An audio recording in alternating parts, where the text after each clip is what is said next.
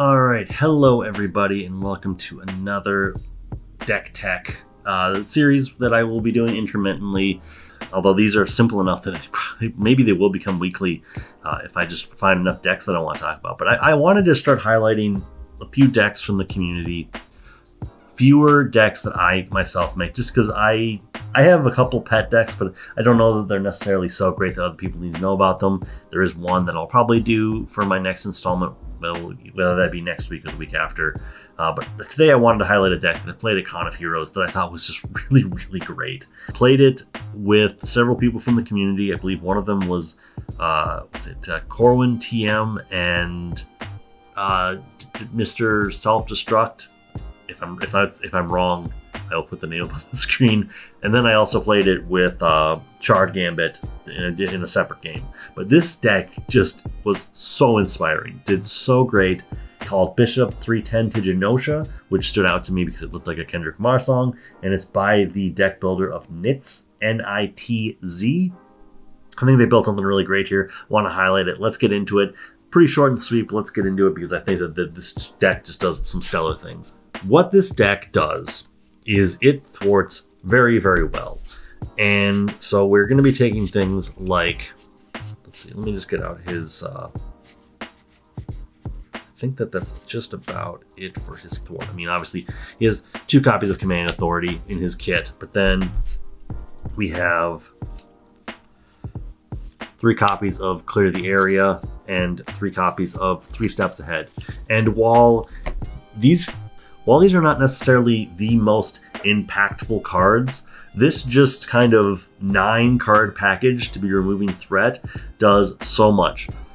3 Steps Ahead might be the weakest card, although it can get an awful lot of threat off of things, but Clear the Area allows you to draw a card, and so does Command Authority under different circumstances. Clear the Area, you want to completely empty a scheme. Command Authority, you just want to have paid with a resource card, which we are going to have a lot of. But this creates this 8 card package, allows you to just have a lot of thwarting ability and a lot of kind of movement through the game, because Bishop can certainly have the ability, because when he gets hit by any amount of damage from an attack, you discard equal number of cards from the top of your deck and add each resource card discarded to your hand. So you can have your hand get pretty stuffed and flooded with resources so that you're not able to draw additional cards.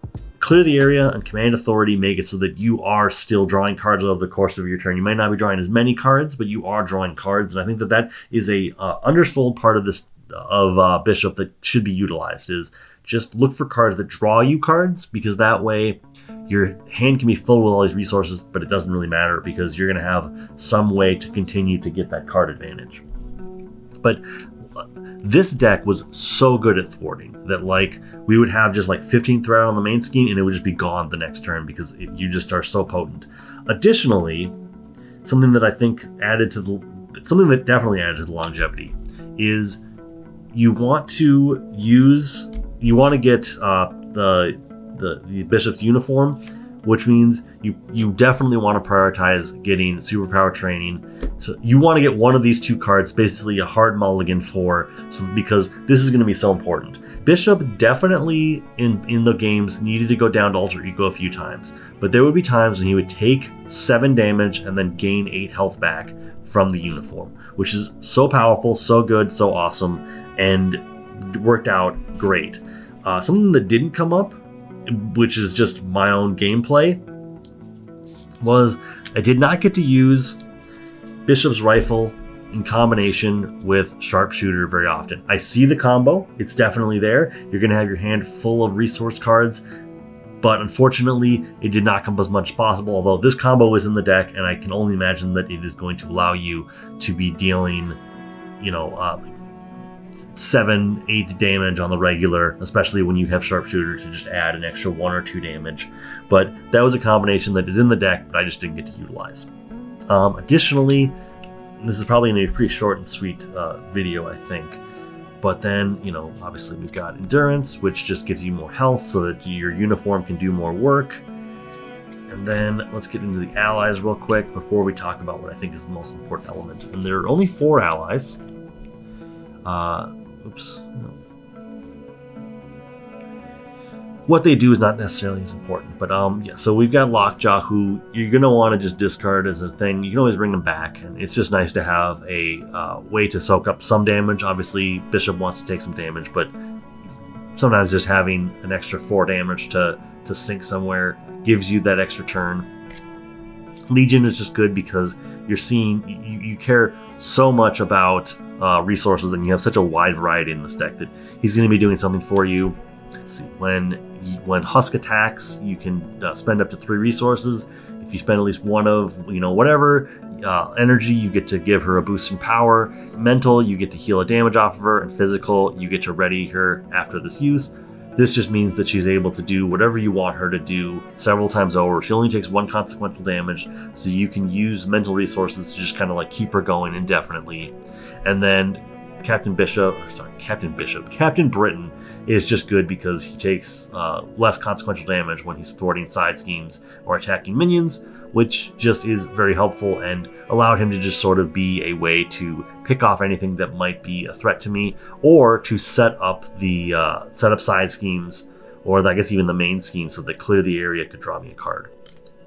She talked about Sharpshooter, so that just leaves what I think is actually, let me just look here real quick in his kit. I suppose the other thing to worry about from his kit, or to be aware of in his kit, is Supercharged. So there's 2 copies of Supercharged. Does he only have 1? Oh, he does have 2. Okay. Supercharged is great. You're unlike the Captain Marvel card that's kind of similar to this. You can have both of them out. This just made for a good finisher. You get to the point where you're just like, okay, I'm just gonna fill these up with charge counters, and then I will just attack for 10 and kind of finish off the game. That was super helpful just as a game closer. But then what really brought this deck alive was that, as you may have noticed, we kind of had a low amount of cards we talked about. And that's because Nitz made what I think is the very, very interesting decision, and I think it was the correct decision, which is why this deck is getting highlighted, to have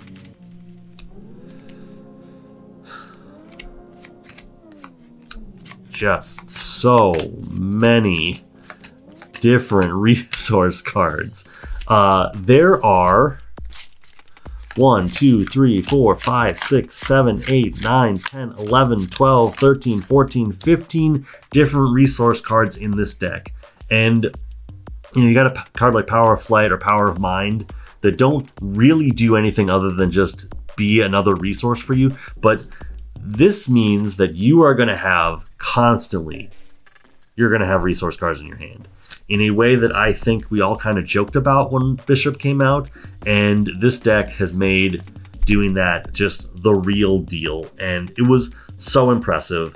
Add to that just, the 2 copies of Concussive Blast, which deals 6 damage, and you can ready Bishop up if you use an event. Didn't ever really need to use Malcolm or Randall, but just this absurd amount of resources was just inspiring. As I said to a few people when I talked about this deck, because I talked about it very highly as like one of the best decks I've ever played with, this handles threat and then just turns Bishop into a one-man machine. I don't think I needed to flip down to Ultra Ego very often, maybe once or twice per game. It wasn't like the deck I talked about last week where Phoenix went 8 rounds before going to Ultra Ego, and that was really just so that we could ensure that I didn't die to damage. But this deck was inspiring, and I think that if you're looking to play Bishop and you're looking to handle schemes, this deck could be the deck for you. I can only imagine what this deck would do in combination with somebody who was just worrying about all the minions. You got like a Valkyrie or Winter Soldier who's coming up, like just somebody who can handle all of the minions and maybe do some damage, and then Bishop can just sit there and make sure that the side schemes are always clean. I should take this deck up against Ronin. That would be interesting because Ronin has so many side schemes. I wonder how much of a clean sweep that would be. But yeah, that's just the deck. There's not a lot more to it.